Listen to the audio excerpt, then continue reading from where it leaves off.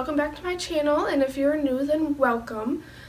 Today's video, as you could probably tell by the title, is a special video because October is Dysautonomia Awareness Month, and this video is just going to be about more information about dysautonomia, and I'm also going to add my story in after I talk a little bit more about it.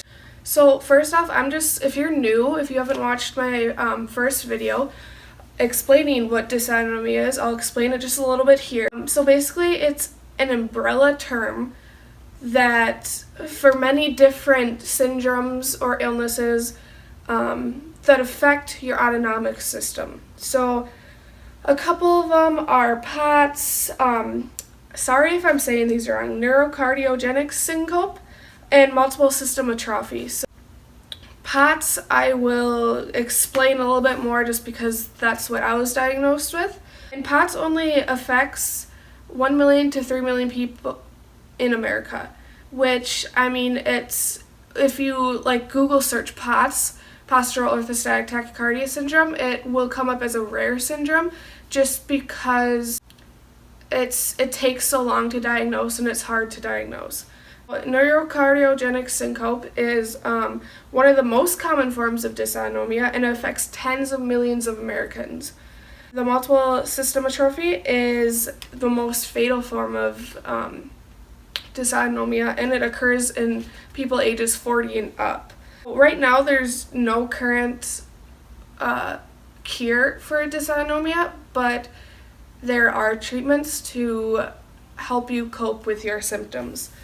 So dysautonomia it can occur secondary to other diseases like diabetes or anything along the lines of that. I mean, there's many other forms of dysautonomia, but those are just a few of the ones that I had listed.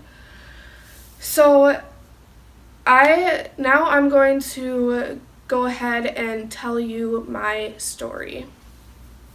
So I was diagnosed with POTS in 2013 March. I was previously having symptoms of POTS for as long as I can remember, down to, I think the last time I remember it being was 4th grade. What I experienced when I was that young was just the nausea and the lightheadedness. So during school, I would visit the nurse's office at least 3 or 4 times a day. And obviously that is not normal for a healthy person, but the nurses were very accepting of how it was feeling, and on the other end of things, the teachers thought I was faking just to get out of class or work, whatever. So when I was in elementary school, the teachers didn't care as much as compared to teachers in middle school and the beginning of high school. So I had been going to the doctors a couple times a month before I was diagnosed, and one day I went into urgent care and I had been explaining to him how I have been feeling over the past few years, and he looked at me and he said, "You know what, Sarah? We need to figure this out." And so that is when he referred me to a doctor at Mayo Clinic in Minnesota. So I had a wait for that referral. I can't remember, I think it was a few months. And I went there and they did a tilt table test. Now, a tilt table test is a test that they perform to diagnose with you POTS, and from my understanding, it can be used to diagnose other illnesses or things like that. So I went through with the tilt table test, and I will actually leave links to information if you don't know the words I'm saying and you want more information on that. I'll leave links in the description below for you guys. But anyway, so I went through the tilt table test. So March of 2013, I indeed was diagnosed with POTS. And that made me relieved and it made me happy only due to the fact that I figured out what was going on with me and why I was feeling sick all the time. So they prescribed me with Zofran, and Zofran is a medication that they prescribe to you if you have nausea. And I was on that for, I can't remember how long, but I was on that for a little bit. And they took me off it just because they told me that it was not a medication that you could be on for a very long period of time. And so 2013 and 2014 were kind of the years that I was trying to figure out how to cope with my symptoms and how to make myself feel better. And then in 2015, 2016, I sort of figured out how to cope with this, and I figured out ways to manage my symptoms so they would, so I could do things that normal people could do, like go to work and, do activities, go out, everything like that. And then late 2016 up until now, my symptoms have been getting a lot worse. And so I went back to Mayo Clinic in Minnesota, and I was again put on a waiting list just because you need to see a specialist for it. And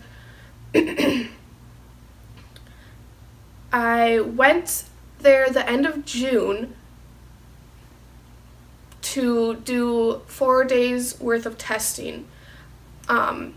And I'll kind of give you guys a brief summary of what I had, but I will also leave a link to my blog post that goes more in depth with these tests and the results that I got back. But so basically I had 4 days of testing, and I did like blood tests, I had monitors, they had me do a urine collection for 24 hours, and then they did as well do another tilt table test. Which again is linked down below if you guys want to know more about that. Because this video is going to be long as it is just because I'm jabbering on nonsense. So after those tests, you can visit my blog to see the results I got from those.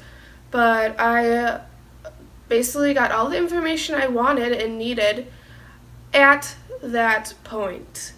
Now, here October rolls around and I'm still not being treated for it. I drink my water. I try and drink water, fluids as much as I can. I am not particularly watching how much sodium I take, just because, the more the better for me personally with POTS. And I just lost my train of thought. But yeah, so that kind of explains from the blood tests. I got back some results that was sort of worrying for me, just in the fact that my iron ferritin level was at a 6. Now, you should be at least a 50, according to the neurologist that I saw. And so the only thing she did prescribe me with is Vitron C, which is an iron supplement that has vitamin C in it as well to help absorb the iron in your body. That's what the vitamin C does. And I take 1 tablet of those every day to help rise my ferritin levels, which that is also why I have short hair, just because it's common with people with POTS to have very low ferritin levels, and that causes hair loss or thinning of hair. and that's why I have short hair. And so I do have a wig. Now I will insert some pictures here so you can see. And then I don't wear it every single day. I just received it a couple days ago by a lady that was paying it forward, and she sent it to me for free, so I appreciate that so much, just because since I'm not working, I don't have any income coming in, and I get kind of self-conscious with my short hair. I mean, with a wig, like, I feel myself, like, I feel better, like, I miss my long hair, guys. I can't begin to explain how much I miss it. But anyway, so after I did the tests, she prescribed me with a Vitron C, which I already mentioned, but she did not prescribe me anything else for, like, the nausea, because she didn't think I needed it. I am planning on going back to a different doctor, maybe possibly at a different clinic, probably in Minneapolis, Minnesota, to get a second opinion, just because I do not feel like I got the answers that I needed with the tests that I did. Because I feel like,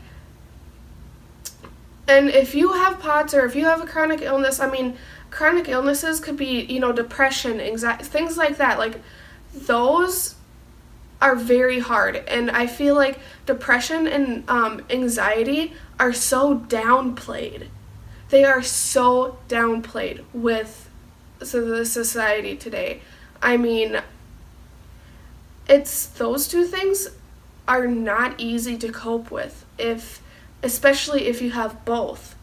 And I am taking Prozac for that, and that seems to be, I'm on 40 milligrams right now, that seems to be helping the depression part of it. I'm not thinking that it's working too well for the anxiety part of it. So, I mean, that is pretty much my story and my update, I guess I could give you guys to where I am today with that. I just want to let you guys know that if you're anyone with a chronic illness or even just having a rough day, feel free to reach out to me. I would love all of the communication that I could get, just, to help you guys. I hope this video wasn't too boring for you guys. I will leave links down below to more in-depth information about some of the terms that I mentioned. But other than that, I appreciate you guys watching all the way to the end, and if you want to keep updated with my videos, you are welcome to subscribe and give this video a big like, and I will see you guys soon. Bye.